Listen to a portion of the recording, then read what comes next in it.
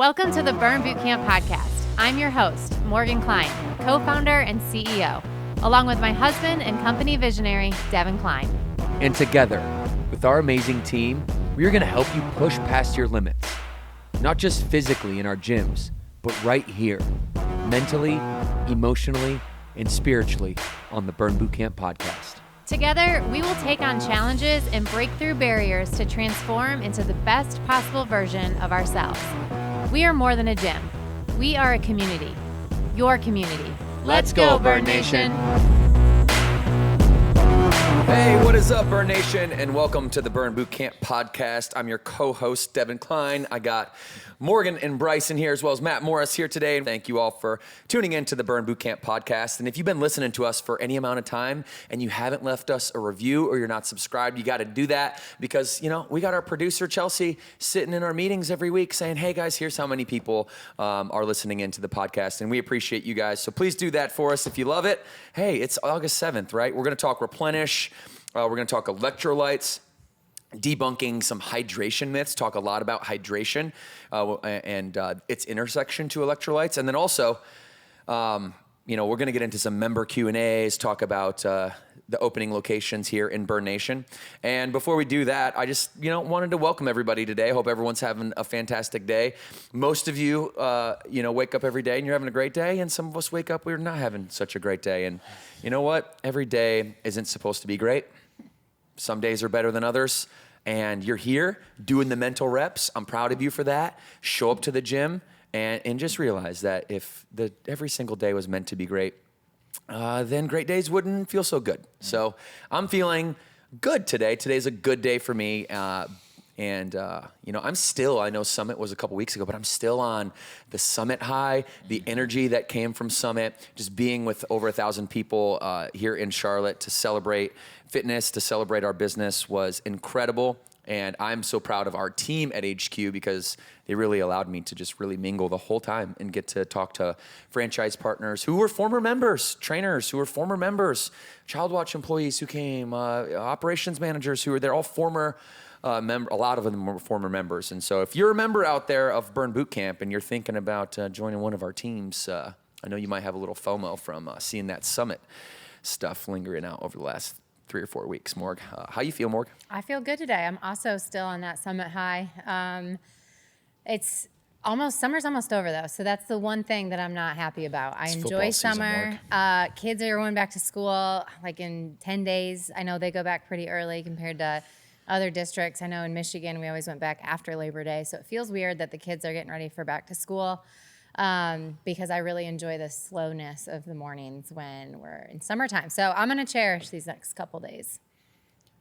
Bryce, what's up? Well, how are you feeling today? I'm feeling great. Good. I actually look forward to August because, as Matt just said under his breath, it's football season. So I don't want to wish the summer away, hanging out on the boat, catching some rays. But also when football is about to start, I get a little excited. It starts to cool down around here, and I'm excited for that. So we also have Matt Morris in the house, local. Wow, that's offensive. national treasure and celebrity in his own house. And I do have to say, I was getting prepared for this podcast today, just laying on the floor, and you take impeccable care of your own house in here. It was incredible to see.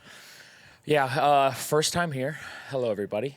We just got done doing Burn Bootcamp Live, and I'm still sweaty, so I think I'm going to be cold in about 20 minutes here. But I take pride in my vacuum skills before the live. I think I'm just, what do they say, cleanliness is next to godliness. So I like it. I just heard you say that. The real question is, do you vacuum as much at your own house than you do? Absolutely not. We got to ask Mo about that. Absolutely not. Yeah, Sorry, well, Mo. at least you admitted it. This is like my second home, so I got to make sure it's clean, baby. But I know Bryce resonates with that because Bryce, our VP of HQ Gyms, and his thing, like we all have like our little thing as leaders, and I've noticed him, like his thing is what he'll do is he'll vacuum to show his contributions, and he'll be the first one to raise his hand and say, I'm going to vacuum, like nobody else vacuums when I'm in the building. And then but he'll also sneak around to get in like the backdrop of pictures just to make sure that he's getting the vacuuming on camera. So we're going to have to, it's really endearing, Bryce. I'm like half making fun of you, but also good. Half really appreciate and admire your leadership. I appreciate that. I will call out that Lake Norman, where I actually live, gets the least amount of that because when you're traveling, it's like you see your team, they're trying to get out of there. You're on the road, you're there. there at the end of the day. You're like, hey, let me jump in, let you do something else. And the gym that's right above my head, I try to put it on my schedule and say, hey, pop up there and hit the vacuum here and there, but it falls off at certain points. So Lake Norman, I'm sorry. It's I mean to do it. It just falls off the schedule sometimes.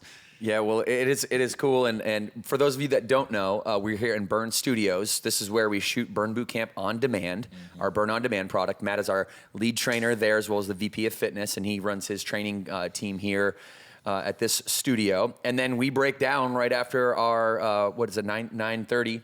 9:45. To 9:45. Yeah, 9 to 9:45, Monday through Friday live stream, EST, by the way.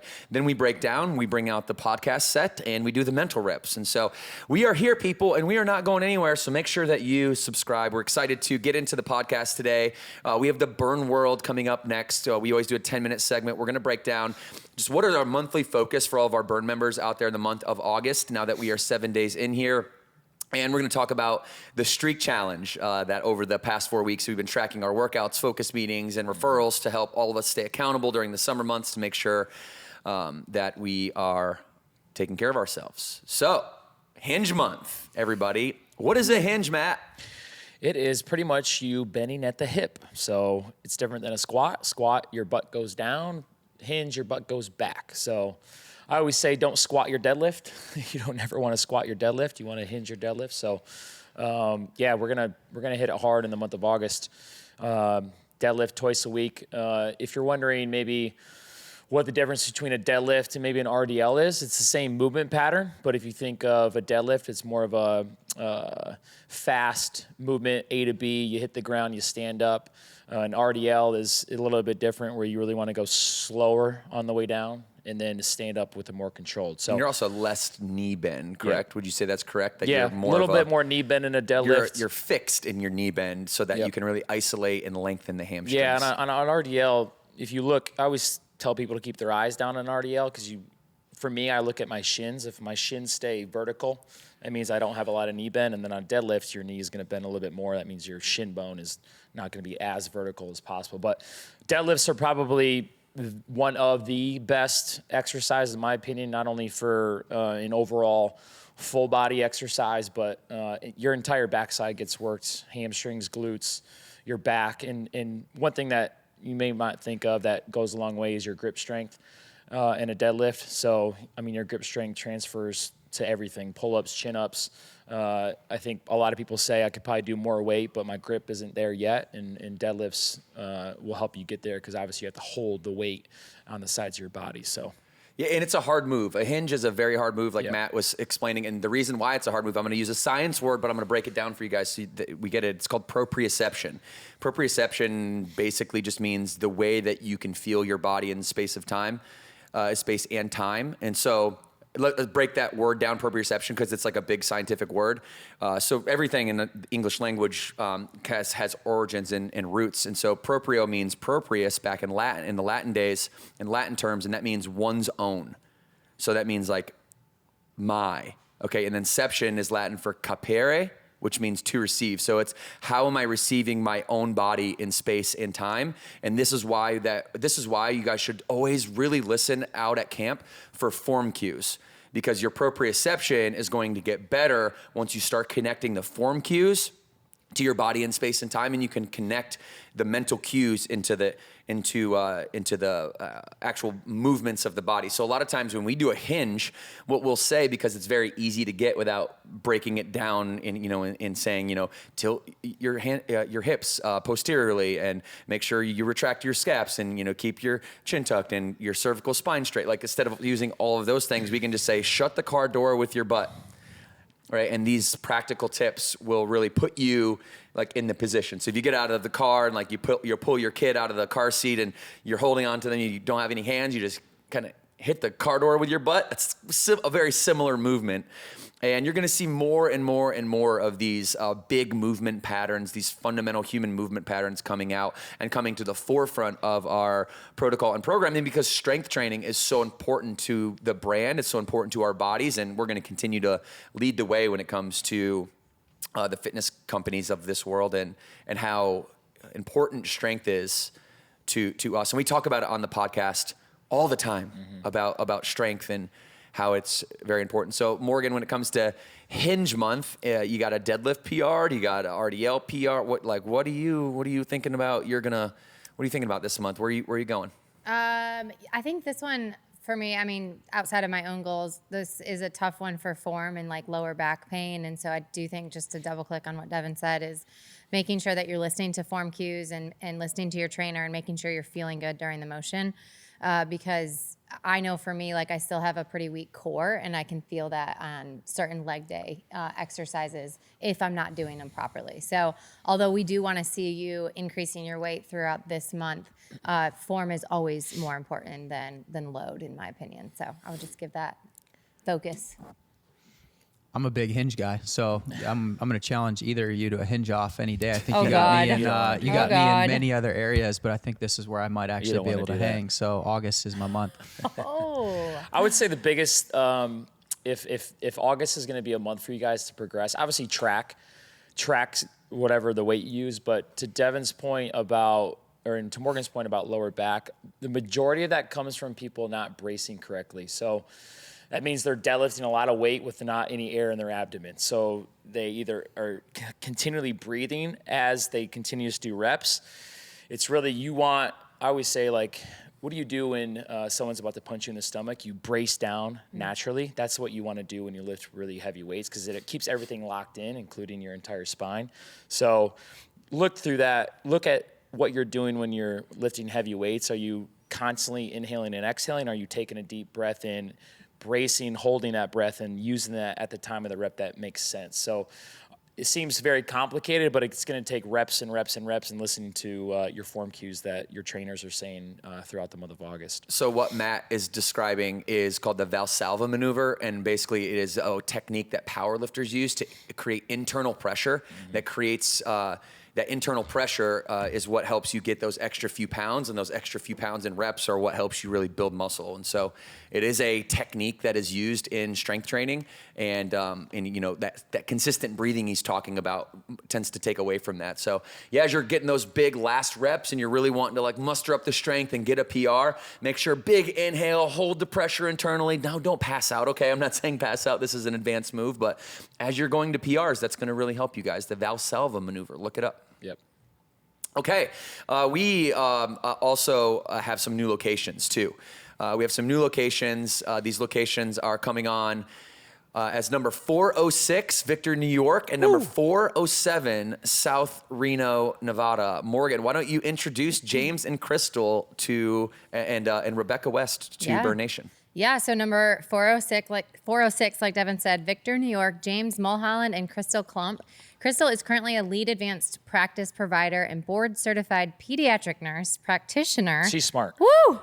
For Rochester Regional Health. James is a board-certified pediatric nurse practitioner at English Road Pediatrics. So Crystal and James both love Burn. They love the business model, the mission, and the systems that we already have in place in franchising for them to build a successful Burn empire in New York. So they feel like their combination with our mission at Burn and also the healthcare goals and what they do in their day-to-day job put them in the best position to be highly successful in improving people's health and mental wellness. So we're excited for another location in upstate New York. I think this is a funny story. Devan and Bryce, do you guys remember Jana? I do. Mulholland? Yes. From Fire Up Central? Chips. Yep. That's her brother. So Small what a world. small world. Yeah. Yeah, they came over to our house, Devan and I's house, for one of our FP events, and they made that connection to me, and I was like, oh my God, she was like my buddy when you guys were playing baseball. I got to hang out with Jana. So shout out to Jana. Well, she was so nice. You'd come up from Western She Michigan, was. and like you didn't really have many friends at Central besides me, and then I introduced and I you was to very the crew. particular. There was some girls that I did not want to be friends with, but Jana was one of them. She's so, awesome, yeah. Anyways, we are excited for Jana and James and Crystal. And then 407 South Reno, Nevada, Rebecca West. Rebecca was looking into many different fitness franchises, and she found Burn. While she was doing her research, she drove about 2 hours to our Rockland, California, which was the closest one at the time. And she spent 2 days taking camps, getting familiar with our brand, and getting to connect with Zach Bodenhausen, which was our former FAC president. He's since sold that business to their amazing trainer. And so thank you to Zach for being a brand champion and just validating the brand for Rebecca. She said that was very helpful in her due diligence and just made her a little bit more excited about the opportunity. So Rebecca will be stepping back from her current business and helping others by supporting. She does emergency personnel in fast-paced environments by facilitating and setting up mobile laundries and showers for fire personnel at fire camps and other emergency situations. Wow. So I think that's cool. I love hearing about our franchise partners' backgrounds and how they can bring that into the Burn business and be a good leader in their franchise and building a team. And so congratulations to South Reno community for getting a Burn boot camp led by Rebecca West. 406, 407, you guys. Give it up for them. Let's go. Yeah, it's exciting. Don't they call Reno the littlest big city in the world? I now know that they call Reno the littlest big city in the world. That's new information, but I want to see it on a T-shirt. It sounds amazing. I've not been there, so that will be a location we need to go to. I've been there one time. A lot of all-you-can-eat buffets. Stayed at the Golden Nugget Casino, and good times. Was that baseball related? Yeah. It was. Yeah, when Bryce was really good, so he got to play in AAA in Reno and for the Reno. Was it the biggest littlest city or whatever? I think Matt might be spot on with that one. He's just full of knowledge today already in the first couple segments. I like it. I got to bring some value. A big shout out to a Burn member, Alyssa Grossman. I want to tell her story from Burlington, Wisconsin. Before Burn, Alyssa was in a depressive state, one of those emotionally recessed places, and she thought she'd never escape from it. And this was something that she wasn't very proud of, and she felt like she wasn't the best role model for her daughter. How many of us go through those times where that's our biggest fear, not being a role model for our children or the people around us, and wasting her time, having too many parties on the weekends, not having a lot of goals or motivation. We all know how partying a lot can kind of drown out your motivation and kind of give you that fog. This is when she found Burn, like right in the middle of that fog. And after her first camp, she realized how out of shape she was, and she struggled to keep up with our workouts, as most people do when they come in for the first time. Yeah, I do too, Alyssa. We all struggle with that, but you overcame it, my friend, and now you're coming consistently. Slowly starting to change your body, your mind, your life from the inside out, no longer looking for external validation. You are now validating yourself from the inside out. She's more disciplined, and setting goals for herself is something that she looks forward to, not something that she runs away from. And it's amazing what Burn can do for your mental health. It's completely changed now that she's prioritizing her self-care. And she's also, by the way, you guys, we got to give it up for her. She's 2 years sober. Let's go, Alyssa. Congrats. Let's Congrats. go. Congrats. We're very excited and proud to have you as a part of Burn Nation. And you are a light in our podcast today. And I know so many other people have a similar story, and they get to live through you today. So if you are struggling with emotions, if you're in a negative space, if you're feeling depressive, the best thing you can possibly do for yourself, there's 2 things. Number 1, in my opinion, is go get your heart rate up, ignite your physiology, because when you do that, your psychology is connected, the mind-body connection is there, you don't have to worry about it. Number 2 is help someone else.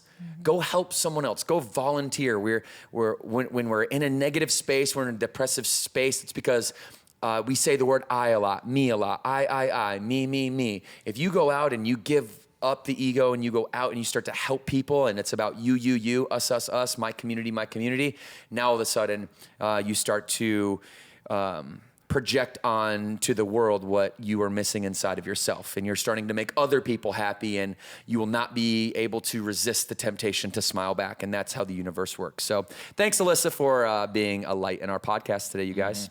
Good job, Alyssa.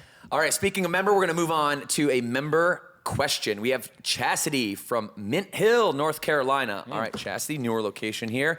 Chastity asks us, you guys, the following question. What is your favorite and least favorite protocol, and why? Matt, I'm going to start with you. We're going to go round table. Let's do it. Okay. I'll start with my least. I think if you've heard me for the last, 2, 3, 4 years, you know that it's core conditioning. I hate it very much.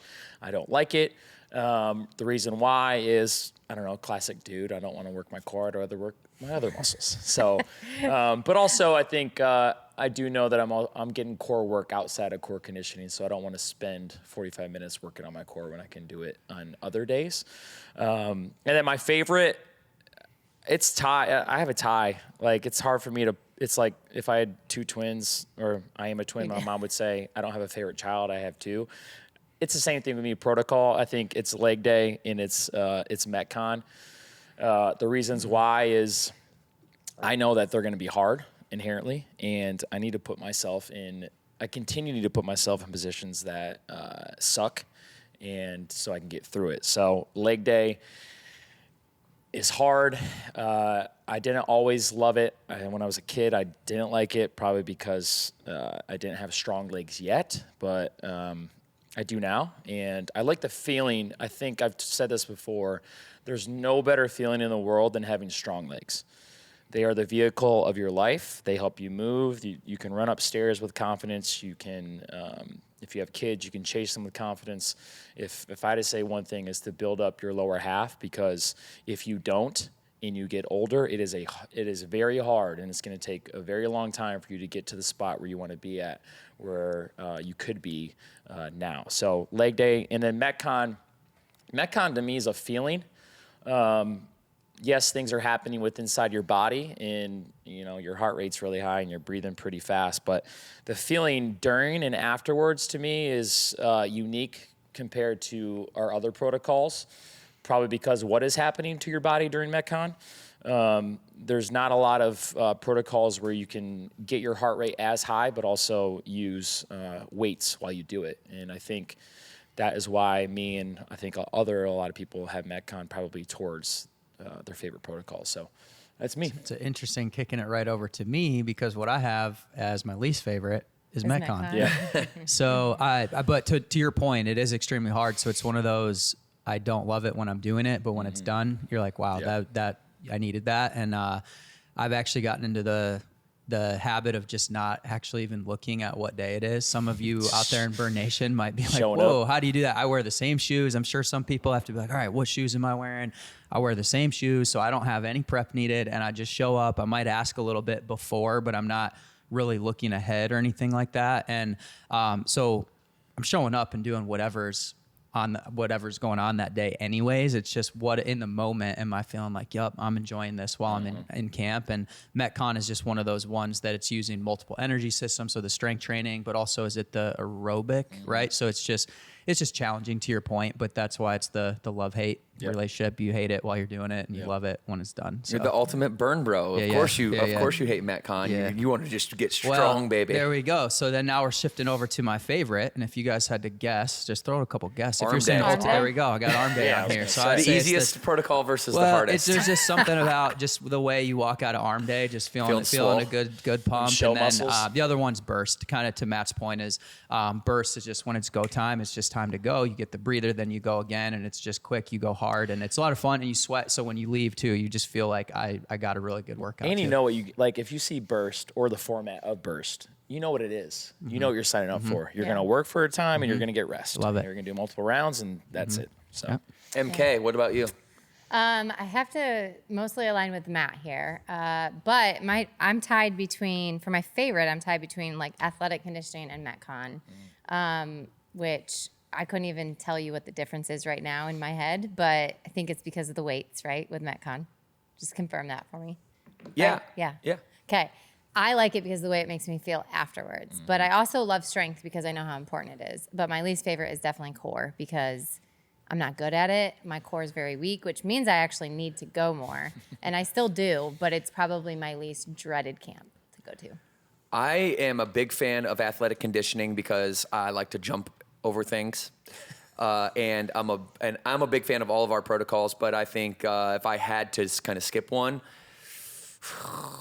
it'd probably be arm day, only because I understand how small the arm muscles are and the output, the volume that you're putting out that day. It's probably the least volume workout that we have.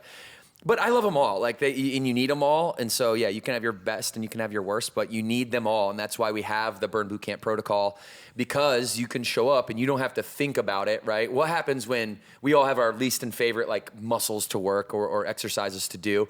And it's like, well, that's not useful because you can't just show up and do the things you only like to do. That's that's what America does, for the most part, goes to the gym on Monday and does bench press and then doesn't do anything else the rest of the week and has huge pecs and triceps, but like little chicken legs and like small calves. At least I'm speaking for dudes for the most part.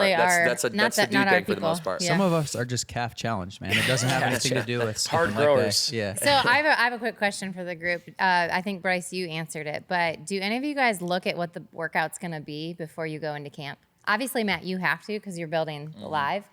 But let's say you weren't that day and you were going to go to a Saturday camp. Are you looking at the portal I think honestly I'm to the point now where I'm just showing up. Yeah. I could never. Like my friend Beth always looks at it. So like I would say my first three years I look for sure. Yeah. Just to like, all right, I'm going to skip this station. I'm going to go over here. I'm going to do this 2 times in a row. Yeah. But now it's like, I don't know. I don't look at it. If I come on Saturdays, I won't look at it. Yeah. Okay. So. And you don't look, like we all have access to the workouts, so you don't. I don't even look at what it is that day. What's funny is that when I come into the office around like 11 o'clock, everyone in our office is checking out the portal that day. Yeah. Like, what am I getting into at noon camp at Lake Norman? Yeah. Well, speaking of programming and protocol, we are going to continue to lead the way, like I said, in strength training. And, starting in October and then moving on into 2025, we're going to continue this trajectory that we're on, that we've been on this year, where we focus on human movement patterns. We're going to do it even in a more specific way next year. We just talked about hinge. Hinge is one of the 12 primary human movement patterns: hinge, lunge, squat, push, pull, gait, and agility. These are the 7 primary movement patterns. And then the 5 secondary are brace, like Matt was talking about earlier, carry, jump, rotate, and balance. And these 12 human movement patterns, especially into 2025, are really going to be another level of intentionality in terms of how we are tracking our movements, how we are promoting strength training, and how we are moving you through these different human movement patterns in a strategic way throughout, a period. And a period will be the whole year. And then there'll be periods of, shorter phases, and then obviously 1-week phases. So we call this group periodization, and that's going to be something that happens in 2025. You guys don't really need to know much about that as a member. Just know that in 1 year's time, we have the Keep Moving Club for you, and that's really important for you to track consistency. And in those kind of what we'll call shorter phases, we're going to really, like I said, start tracking and being more strategic and intentional around tracking our strength training exercises.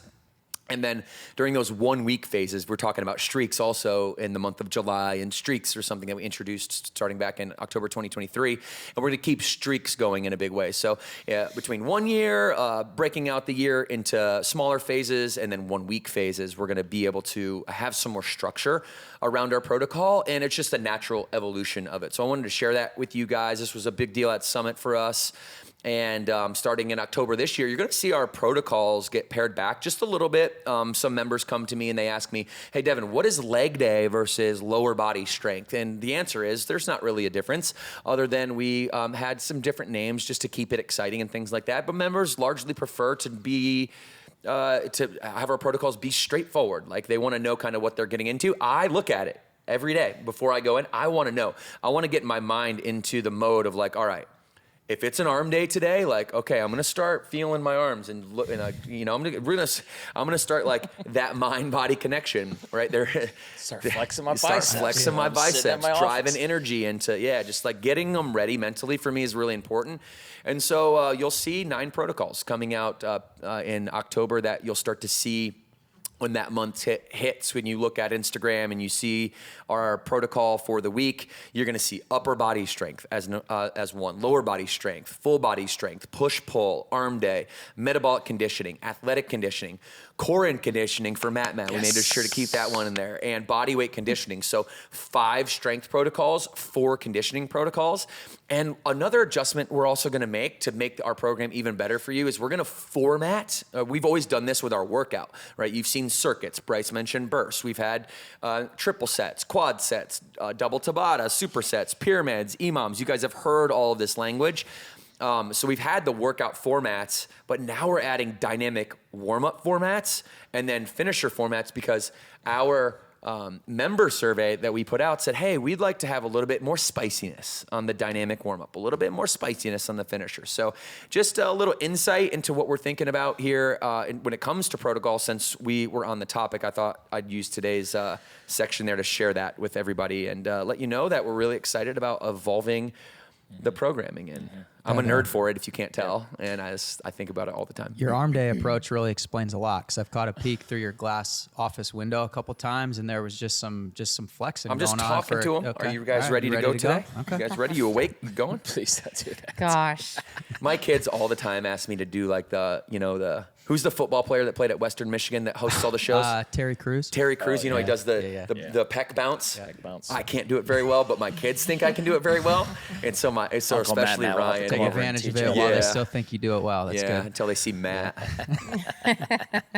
So anyhow, everybody, I'm going to keep us moving on this. Any comments on protocol that you guys are excited about after I just gave a little rundown of what things that we released here at Summit? Yeah, I think Devan said the keyword evolution. This was the first year we had monthly focuses, and this is just a bridge to how we even get better and deep into what you guys want. Is you guys really want to personalize your workout in a group setting, and we're on that track. And I think the other thing we just want to set here is Devan named the 9, but we're not rigid to those 9, right? This is a fluid thing. So again, I just wanted to point that out. Yeah. Over time, it can expand and contract, and we get to do all that together. So when our surveys come out, Burn Nation, Fill 'em take out. them, Fill take 'em them, out. because we listen to you all. Okay, you guys, we're going to move on into another article today. This has been a hot topic in our world, in the health and fitness world. This is a conversation around the question: is Ozempic a safe weight loss drug? Okay.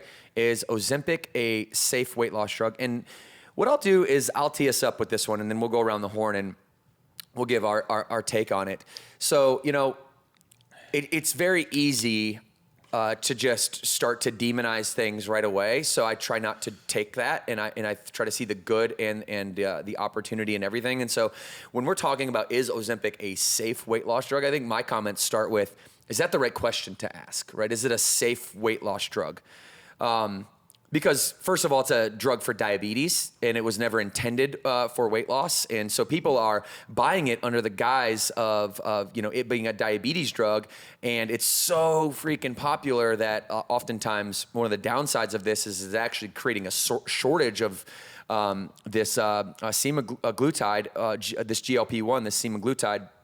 Is creating a shortage of it for people that actually have diabetes. So that's a really important relationship with what the drug was actually made for in the first place. But is it a safe weight loss drug? I don't think is the right question. Is it the right one? I think is a good question. Is this the right weight loss method? And for those that don't really understand what this is, it's basically a hormone, a GLP-1, and it signals appetite reduction. Also, secondarily, it's like slows gastric emptying. So the rate at which the food is basically shipped out of your stomach or gastric emptying, and then improves insulin sensitivity to regulate blood sugar. Now, these three things will lead to weight loss for sure. Definitely will lead to weight loss. And so I know that we're going to have some comments around the table here, but here's what I'll say is if the word safe has to be a part of the question, I think then the axiomatic foundation of the question inherently makes the answer no, in my opinion, right? Because in America, classic American drugs have these long lists of side effects, right? We all see the commercials that interrupt our football games that we don't really care about. We don't really know what's going on in the commercials either. It's just some happy person that's on the beach, like picking shells with their kids, and then it's some weird name that no one ever knows. And then, by the way, if you consider this or consult with your health and physician, and blah blah blah blah, and it's like for Ozempic, it's what, nausea, vomit, pooping, constipation, pain, kidney problems, increased risk of tumor, including cancer. This was found in animal studies, not any human randomized control trials. But guys, this is what we're dealing with, is like this drug that is put into the market for diabetes has been hijacked by people who are looking for a drug for weight loss. So they're looking for something this is a fact. You're looking for something outside of yourself, outside of your own decision to change internally. You're looking for something externally to bring in to change you from the outside in rather from the inside out, which at Burn Boot Camp, I'm not going to demonize that, but I just don't think that's the best strategy in general with any drug. I'm not demonizing Ozempic by any means, but I don't think you should look outside anywhere. Like if your boss is bringing donuts into the office and then you come to me in a focus meeting, you're like, I can't stop eating donuts. And I'm like, okay, let's break that down. Why? Because my boss is bringing them in to the break room every day. Well, now you're putting the power of your weight loss in the hands of your boss's Dunkin' Donuts purchases, and that's something that's external in. You're never going to change if you're waiting for the world around you to change before you can actually change. And so I think it's kind of the same bucket to me as like a gastric bypass surgery.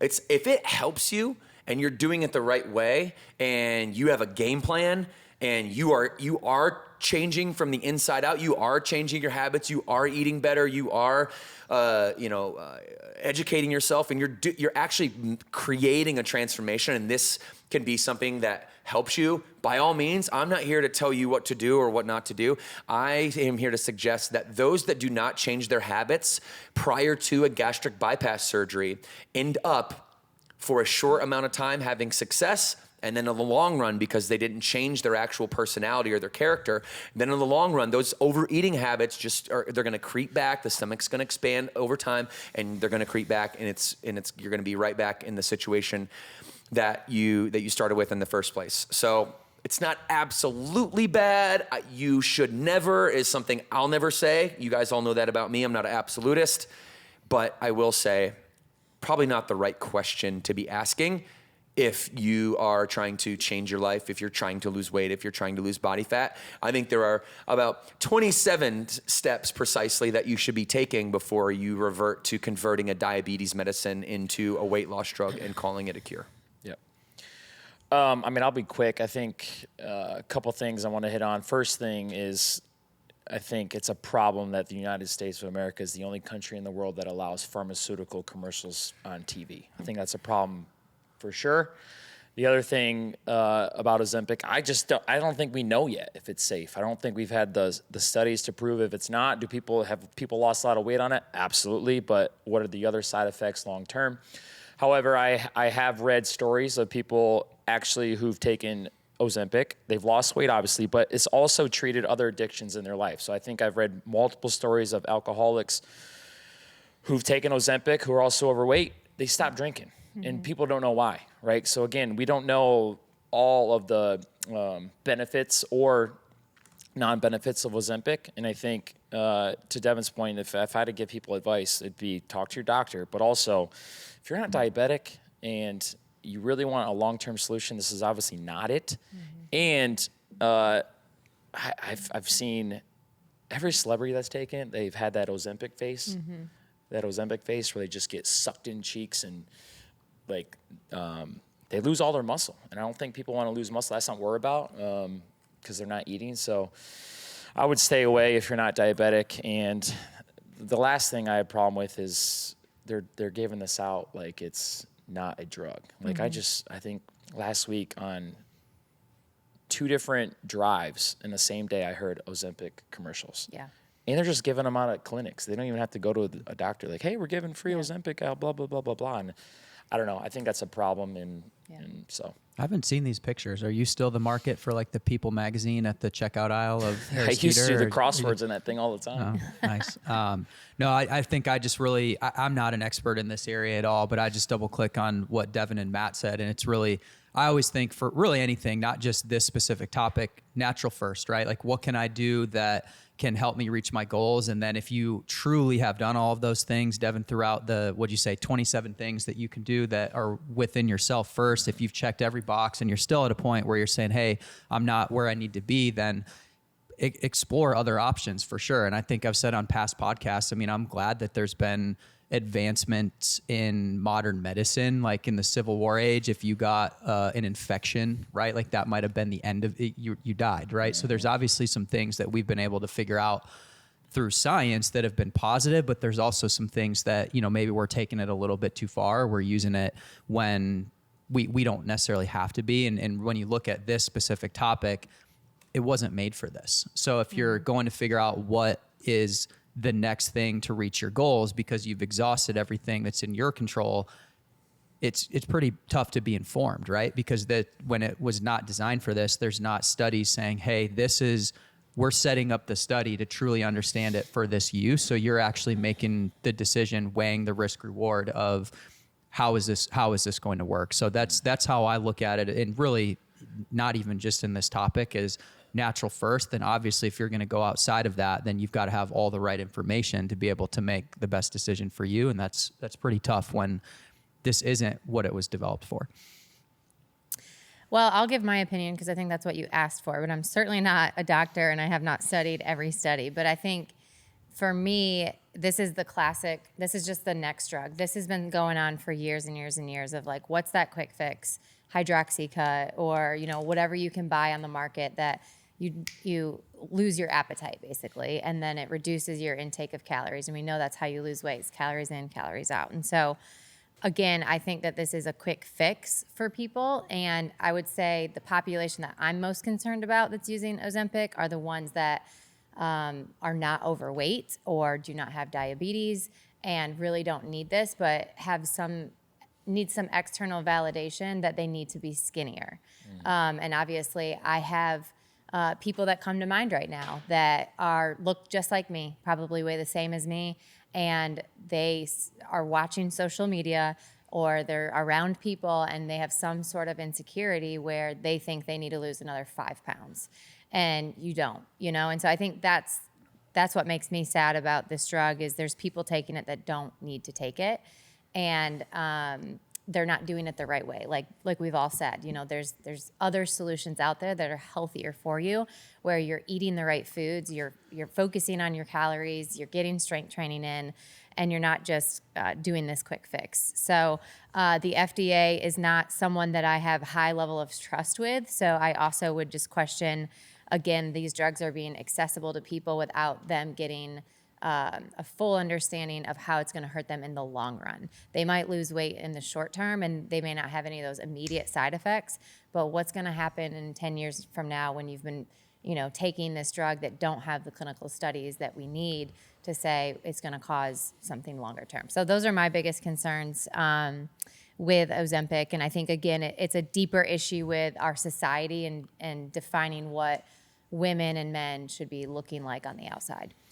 We also just kind of jumped over the fact that the shortages. So think about that. It's kind of a team effort where this was developed for people that need it. And so some of the people you're talking about, hey, I want to lose 5 pounds, or I haven't maybe gone about the things that I can control. And then someone with type 2 diabetes can't get it. Yeah. That's just an interesting thing to think about, that it's like, because I'm jumping onto this, somebody who may need this, right? Or at least this is what it's designed for, can't get it. And it's just something where you got to take a step back as a society and say, hey, I got to remove myself from this. So the people that are maybe in greater need, it's always like when people have to make their connection coming off a flight and they say, hey, can everyone stay sitting so that people can come up the aisle, and you watch people stand up and it's like, dude, come on. Like we can take a little bit to just let these people make it to the front of the plane. And I think that's saying a little bit about our society right now too. Yeah. And I think when I say I don't have a high level of trust with the FDA, like Devan, you've got your phone right on you. Tell us how big of an industry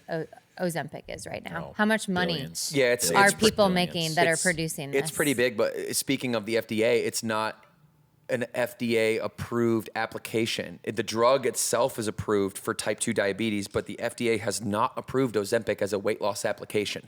So the fact that, the FDA, who approves pretty much everything, our standard, what do they say? The standard in America is you have to prove that it isn't dangerous yet.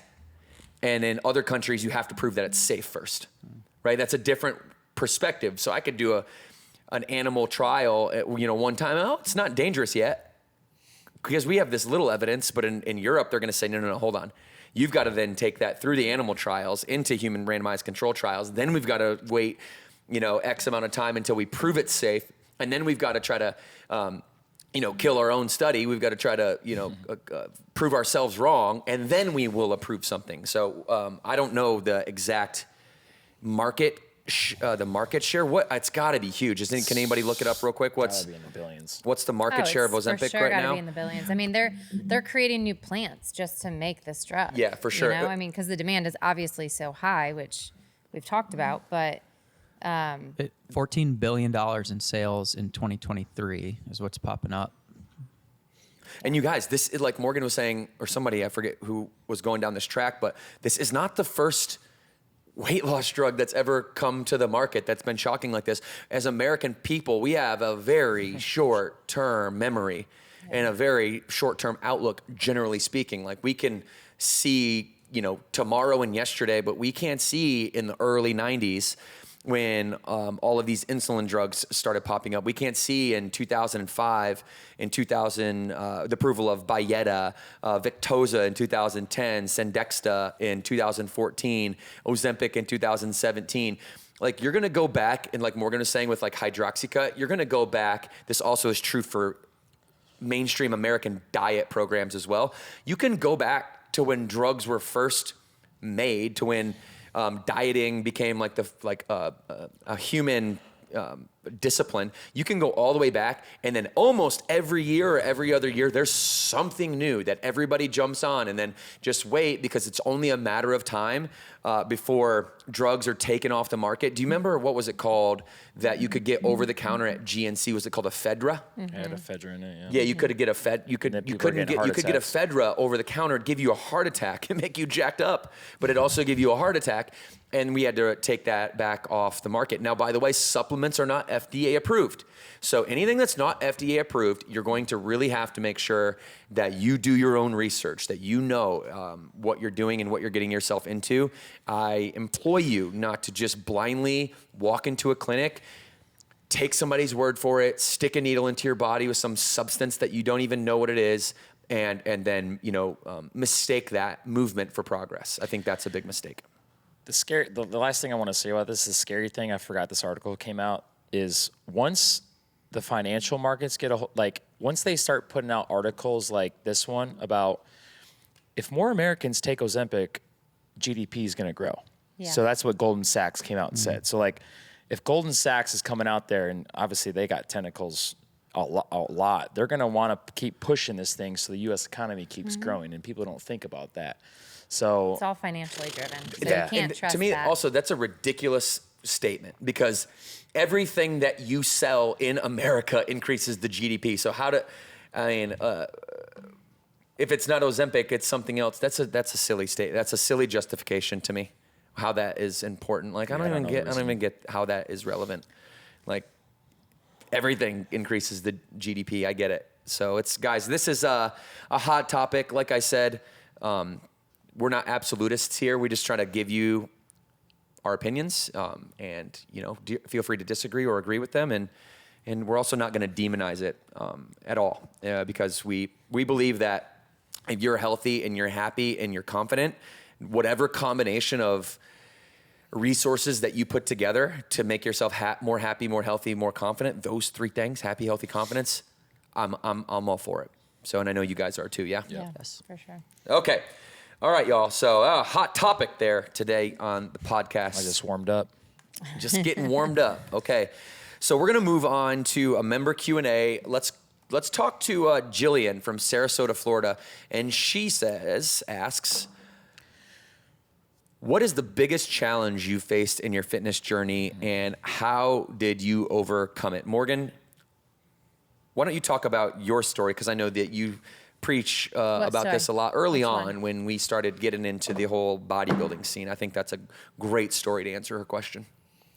Okay, so yes, back when I became a trainer with Burn, I would say that I had like imposter syndrome, and I thought I needed to be somebody who I didn't really like at the core of what I was becoming. So I had a lot of issues with the way I looked, the way my body looked. And so I went to extremes for about a 12-week period, nothing too long, but it was an extreme of under-eating, over-exercising, thinking I needed to do a bodybuilding show. And it really did a number on my self-confidence. So I can remember vividly in my gym in Cornelius, our second brick and mortar gym, doing a Sunday workout, probably running 8 miles and then going in the gym and doing something. And then I would take a picture with my shirt off with my sports bra on, and I would flex and I would take this selfie. And then I would like zoom in on all the places I didn't like about my body. And I would just feel this defeat. And if I could go back to that picture and that body, man, I looked like the best I ever looked. So to me, it was like this moment of like, gosh, I look the best, but I'm still sitting here hating these little things about me. I'm not more confident. I'm certainly not happier. And I just don't feel in alignment with who I want to be and how I want to lead my Cornelius community. So for me, that was just a moment where I needed to then go inward and remind myself like where validation needed to come from. And it didn't need to come from how I looked in a selfie. It didn't need to come from a stage in a bodybuilding competition or some sort of accolade. That I could still be a really great trainer by just being authentic and being who I am and inspiring people through that. So how did I overcome it? I think I just said it, I started to remind myself that the outside doesn't always matter as much. Well, it doesn't matter as much as what's in the inside. So I think a lot of us do struggle with that because we're comparing ourselves to what we see on social media or what we see within our friend group or our family, or just this idea of how we need to look. And we've just got to start to debunk a lot of that because that is not truly what's going to fulfill you. Is that the story, DK? That's your story. Okay. Wanted to make sure that's what you meant. Yeah, that's your story. I think it's a powerful one because, people look up to you a lot as a leader of the company. And, when people first get started in their journey, they do look at aesthetics as the kind of end all be all. We know that as trainers, Matt and I, Bryce, that running our 9 HQ gyms, that when people first come in, what they think they want is, a 6-pack, and they think they might want to be fit and toned, but that's never really what we truly desire, is it? Yeah. What's your take, Bryce? Well, I can't say that I've had a fitness challenge that's been too heavy, but for me, I know transitioning out of playing professional baseball was a time where I really had to reevaluate, like, what does fitness mean to me? It was very easy when strength training, conditioning, all those things were directly tied to the dream that you had for 20 plus years, right? And you knew exactly how that was going to get you there. And then all of a sudden you find yourself in this completely new world and just, what does this mean to me? Why am I doing this? And so for me, I was thankful that it had become a lifestyle at that point. I mean, it had been years and years and years of that's just what you do. That's part of your day. You go to the gym.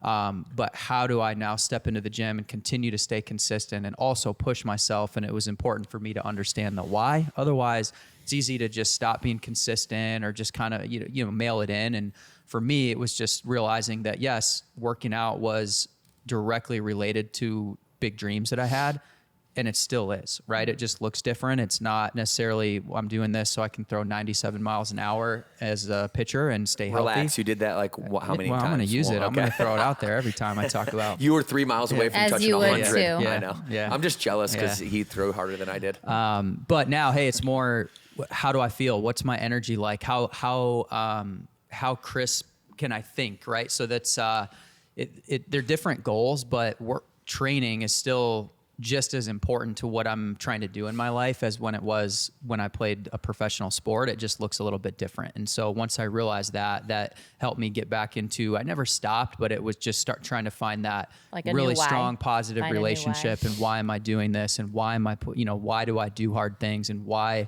when I'm in the middle of camp and I'm thinking about taking a break, why do I say, nope, you don't have to right now? And so sharpening the new why was important for me.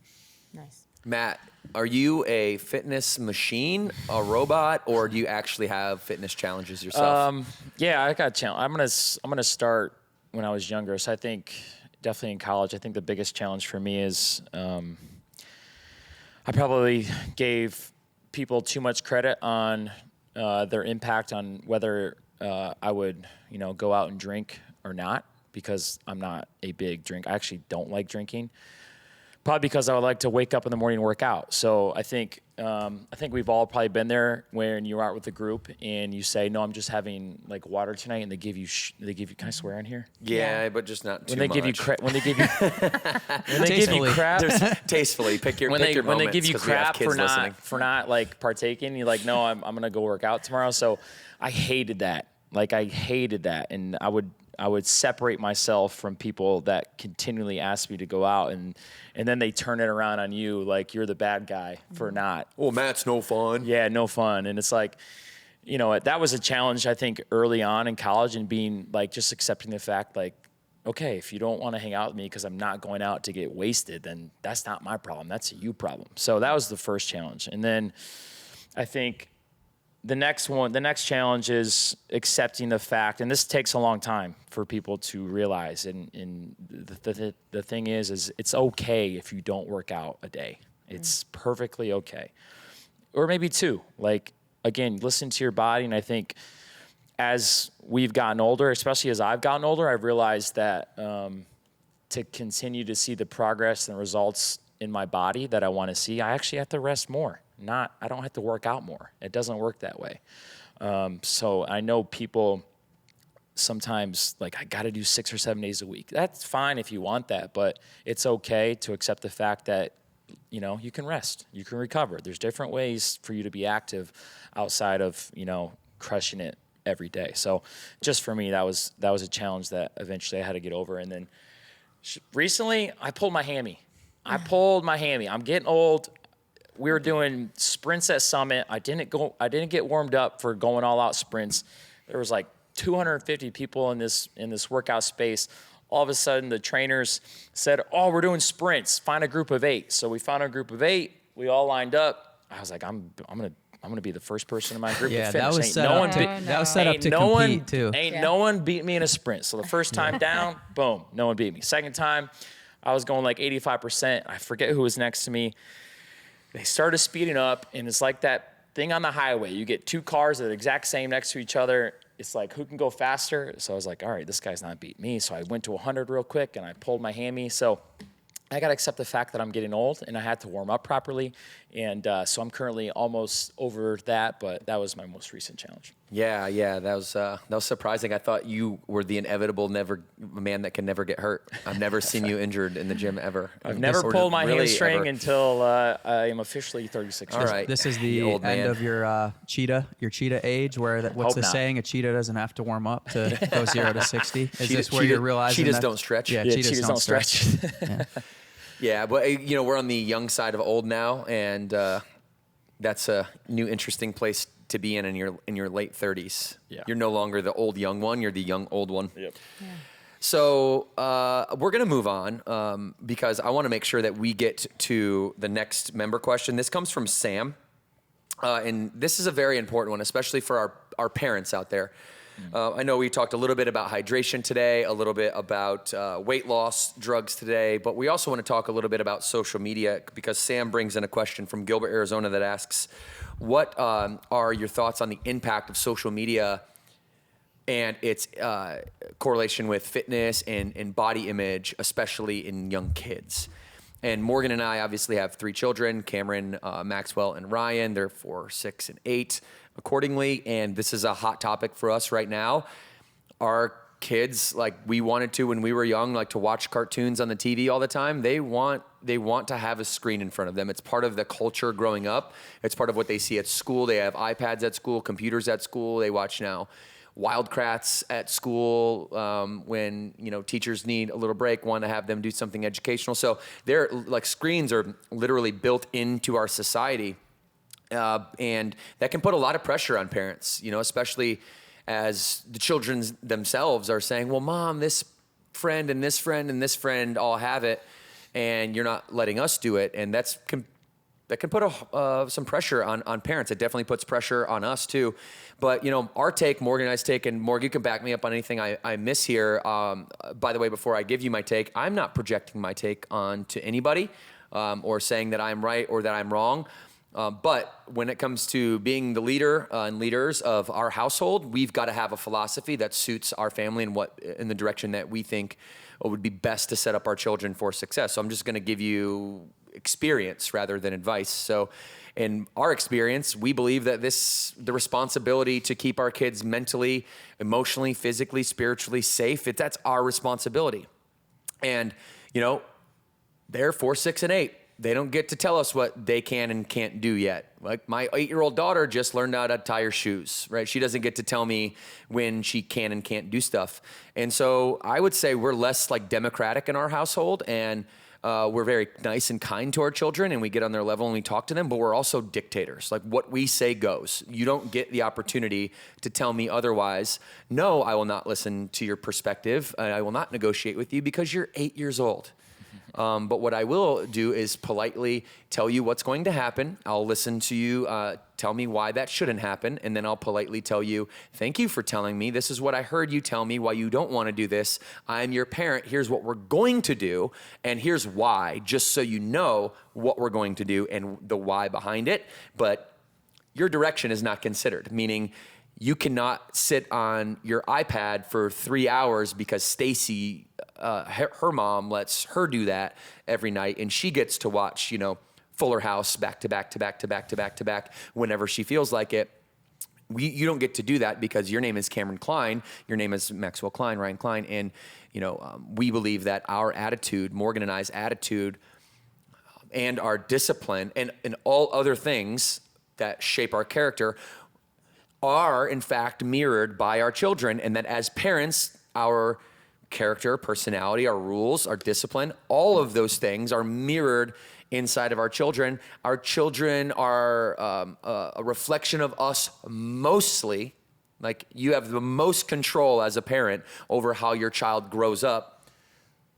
And we really believe that we are responsible for the things that we put in front of them. So our children, like I'll tell you right now, my daughter and my 2 sons, they will not have their own social media phone. They will not have a smartphone until they can at least show me they're responsible enough to get behind of a wheel of a car and not do silly things. Mm-hmm. And when they can show me they can do that, I can't give my kids the access to the world before they can't even clean up their dog's poop in the front yard.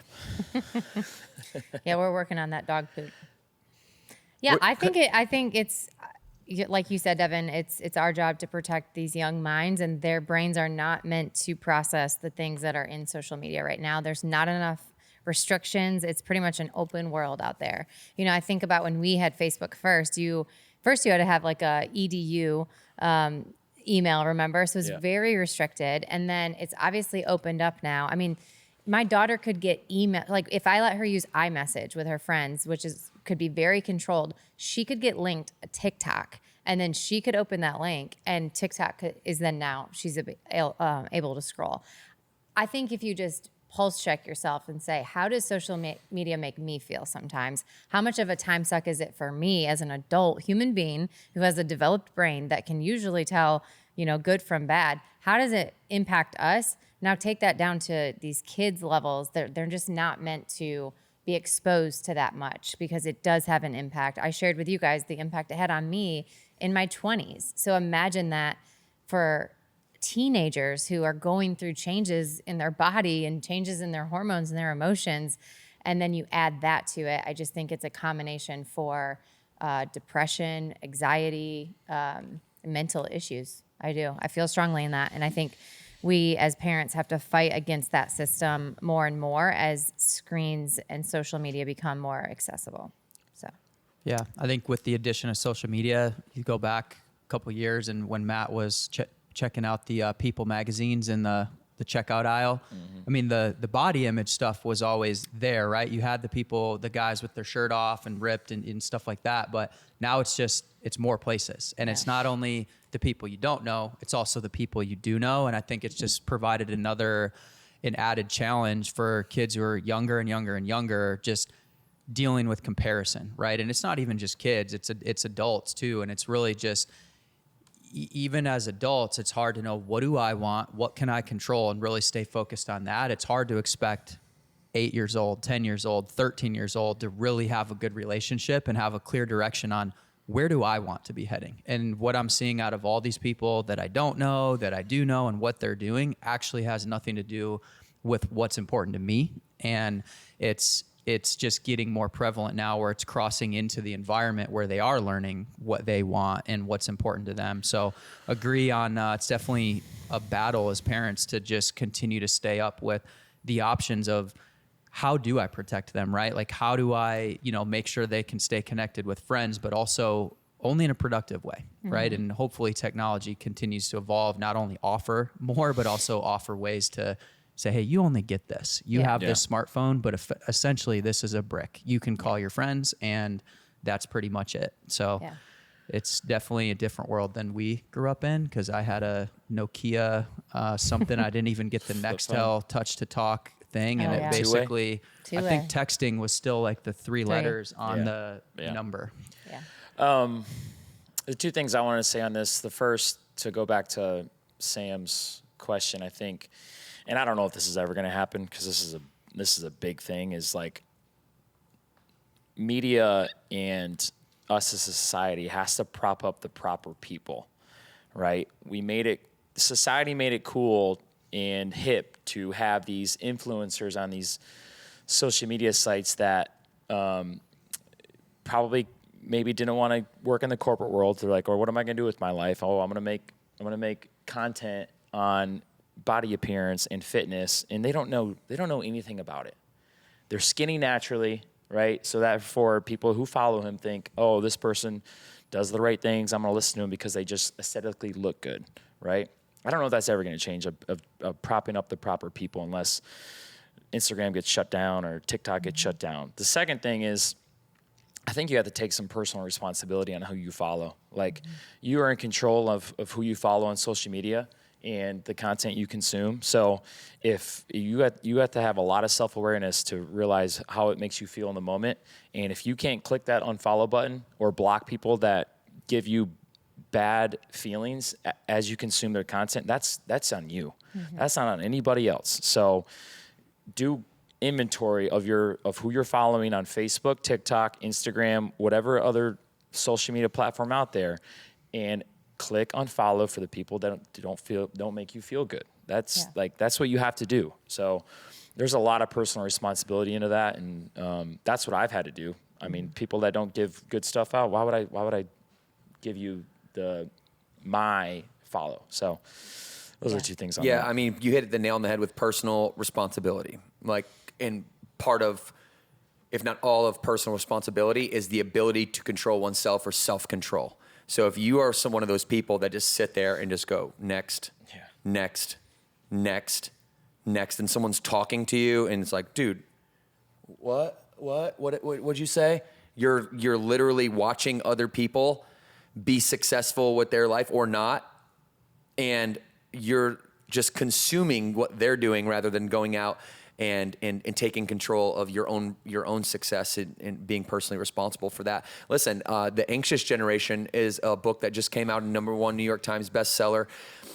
It was written by the author of The Coddling of the American Mind, which is this original text that started to talk about how social media is impacting the psychology of Americans. And then the New York Times came out with the big myth about teenage anxiety in a big article. I want you guys to look at what I'm looking at on the screen now, if we can pull that up, team, because there's a chart here. It's called the Youth Mental Health Crisis. This is the chart in the new The Anxious Generation book. Morgan, I know that. Have you got a chance to crack? I know you've skimmed through it, but I don't know. It's sitting on our. Yeah, I purchased it. My sister's read it, and I just haven't opened it yet. But yeah, it's on my list. Joe Rogan did a podcast with the author of it, and I listened to that. I haven't read the book yet, but the main thing they were talking about, this chart right here. The chart on the x-axis shows years, and up the y-axis it shows 0, 5, 10, 15, 20, 25, 30 in terms of a percent of 12 to 17-year-olds. Okay, and the chart has a girl line and a boy line. You can see right at about 2010, which is right about the time where Instagram came out. Remember, 2005 was YouTube. It took a little bit for YouTube to go wild, and then all the social media kind of highway platforms started coming around 2010. That's when we got on Instagram as a brand, and you can see the level of anxiety as defined by this study just goes through the roof, right? And girls especially, it goes much at a much steeper trend than the boys do, and so you have anxiety, and you have depression, and you have ADHD and bipolar and anorexia and substance abuse and schizophrenia. All these things go up in correlation with, in 2010, they all start going up. Anxiety and depression outpace the other ones tenfold, right? So anxiety and depression have gone through the roof. And so, I'm just a person that enjoys looking at the actual evidence and the truth and the facts behind things, rather than hearing just the narrative of what happens. Because it's very easy for parents to say, they're not more anxious. Like, that's just a myth, just like the New York Times did. Well, maybe your individual kid might not be, but in general, all kids, the population of children are becoming more anxious and depressed, and there's nothing that we can say at this point to rebuke that. And so it's just really important. And so this is why our kids won't be having a smartphone until they're 16. And it's not right or wrong. It's just, I believe that I'm really in control of this. I can see the statistics, and I'm not going to let the external pressures of what Susie, Sally, Jimmy, and Jackson do have any predication on what my children do. Their last name isn't Kline.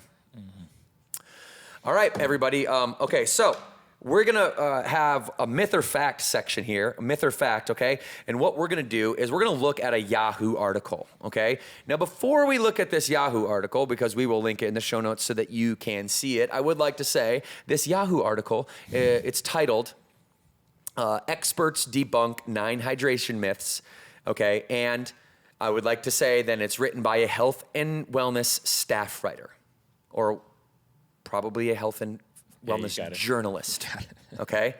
So a journalist are not experts. This article tries to link out into expert narrative, but my opinion does a poor job at that. So we're gonna kind of have fun with this, and we wanted to bring this to you to say this: don't believe everything that you read. Just because it comes from yahoo.com does not, and says experts in the title, does not mean then verbatim you should go down the headlines and you should believe everything that you're reading in here. And I'll give you just one quick example, and then we'll go through and we'll do the myths from top to bottom.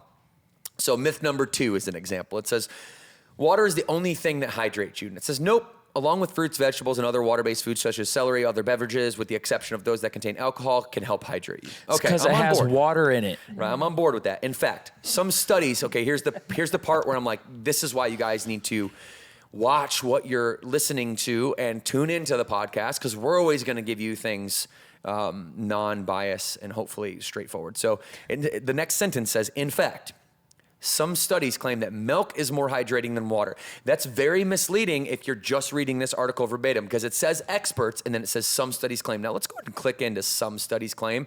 It goes to Harvard Health Publishing, okay, which is Harvard's blog, okay?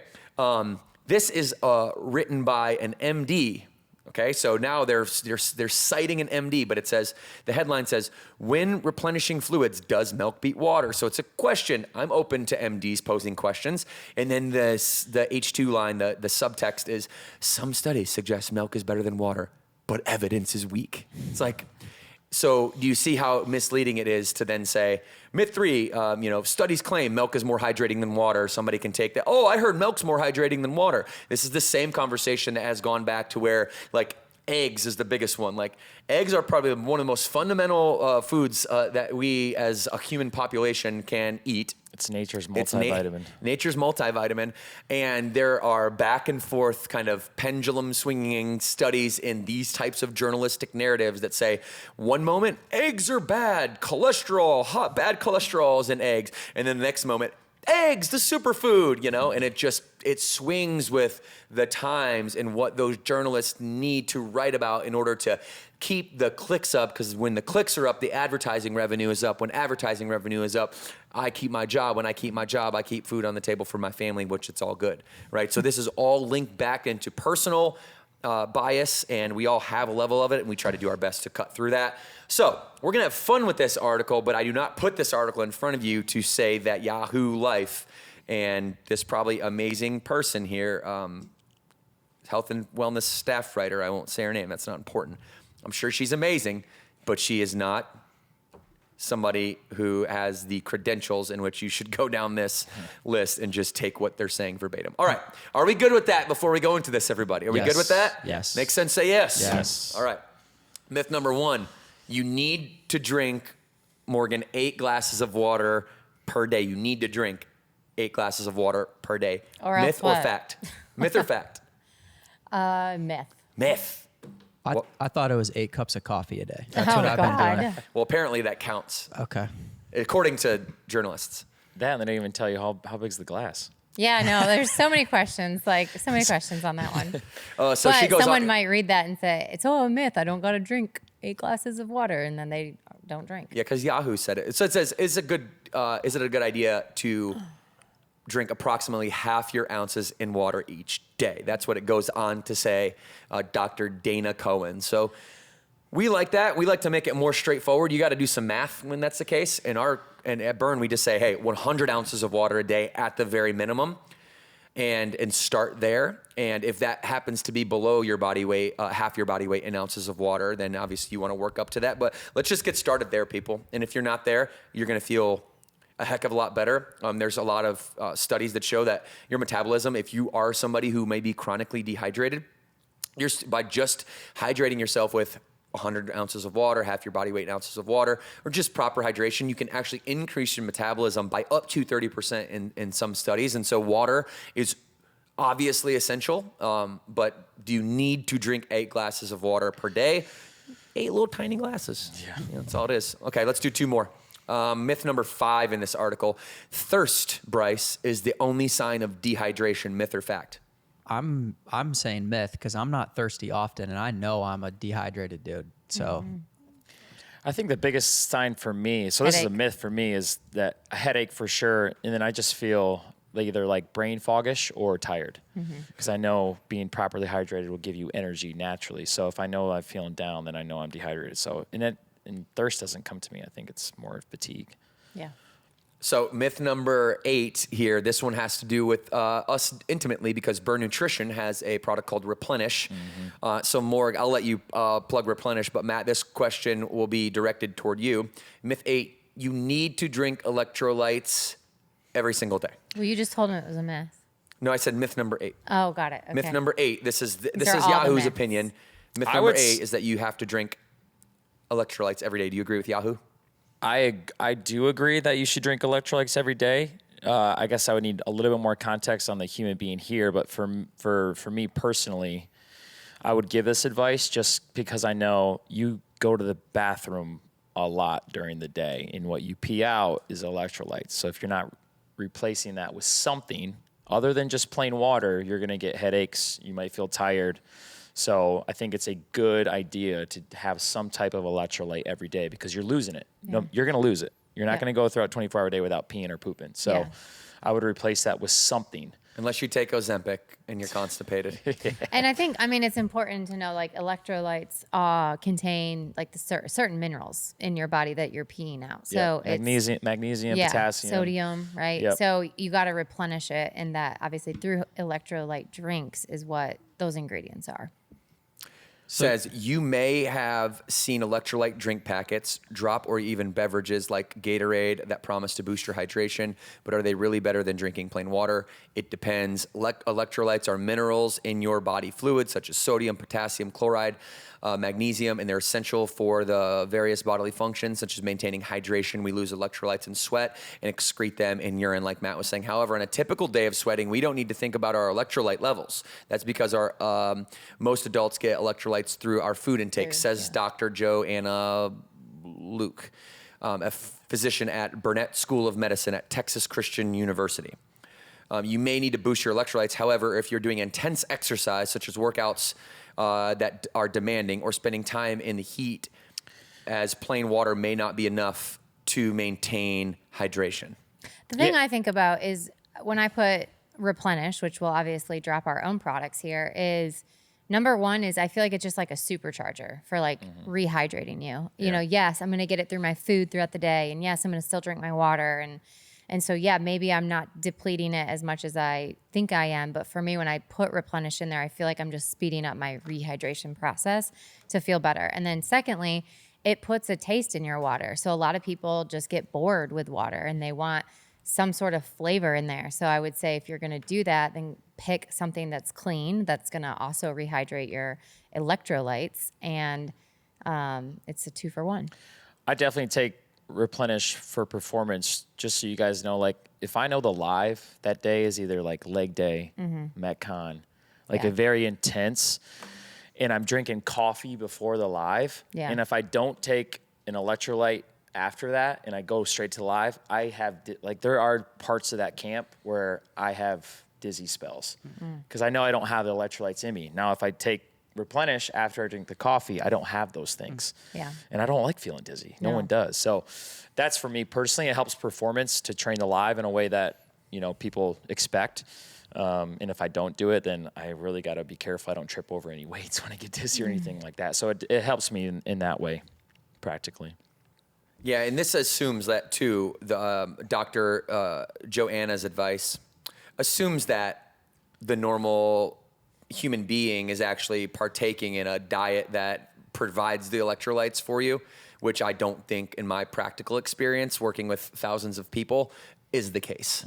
Like most of them are not properly nourished, which is what supplements are for, right? Supplements are not made to take, you know, the whole food meals. They're not meant to replace those. They're meant to supplement those things. And so, you know, we have to look at whole food through the lens of, how am I doing with my whole food intake? Like, let's separate that from supplement intake and let's focus on that first. And then supplements are just plugging the gaps for us in terms of what our dietary habits are. Yep. Anything else on water here, guys, or electrolytes? I would say the majority of people are over caffeinated. So if that's you listening, then Probably me. electrolytes is probably a good idea. Yeah. So, by the way, we've got a great product. Morgan, why don't you tell us where we can Tell us get all about it, all Morgan of Kline. the Replenish products they could need? Yes. Well, first and foremost, if you're a member, I would check out the gym first because they are on shelves. But if they are not there, or maybe you're not a member and you're just listening to this podcast, go to burnbootcamp.com/shop or shop.burnbootcamp.com. And you can find that along with all of our other Burn Nutrition supplements. And we currently have 2 flavors. We have orange and we have lemon lime. And what's your guys' favorite? Well, you can scan the QR. Don't we have a QR code now? Yes, we have a QR code that will pop up here on the screen if you're watching us on YouTube, or we'll link this in the show notes if you are just listening. But it's in a canister, so you can scoop it out. We used to actually have single serves, and we've moved our packaging, and so 30 servings per canister. And We do have single serves too. yes, the single serves are coming back. So now you have both options, which by popular demand. My favorite is actually combining the 2 together. Really? Yes. Wow, okay. What do you call that? I don't know. I haven't named actually it. never So, thought about that. citrus. Yeah, that's a good one, Bryce. That is a good one, Bryce. But my kids love it, so this is something I give them. We don't do Gatorade or Prime in the house, only on special occasion. They always give them Prime for like their birthday, and they freaking love it, and I think it's so disgusting. But this is a great replacement for even your kids. I feel safe with them taking it with all the ingredients no sugar in there. No sugar in Yep, it. and no artificial sugar. So this is something that's not just great for you if you're active, but also for your family. I make a little pre-workout cocktail, 3 ingredients. You got 1 scoop Replenish, 5 grams, 1 scoop creatine, and I usually do 2 scoops of Ignite, but you should probably do 1. And I shake that up, and I hit that right before a workout, and that way I get my electrolytes, my creatine, and my pre-workout juice all in one shot, and I like it that Effective. way. I'm team lemon lime. Although orange is What'd you say? Sorry, I said orange. Orange. Orange Okay. guy. Well, we've got 2 great flavors, so go check them out right now. All right, everybody, that does it for today on the Burn Boot Camp podcast. Remember to like and subscribe everything that we're doing over here if you want to follow along and not miss an episode, right, Morg? That's right. Yes, make sure you're subscribing. Thanks for being here. Matt, thanks for joining us. Thank you guys Bryce, for as having me. always. We're going to end like we always do. 2 claps on 2. 1, 2. Bye, guys. Have a great day. Adios.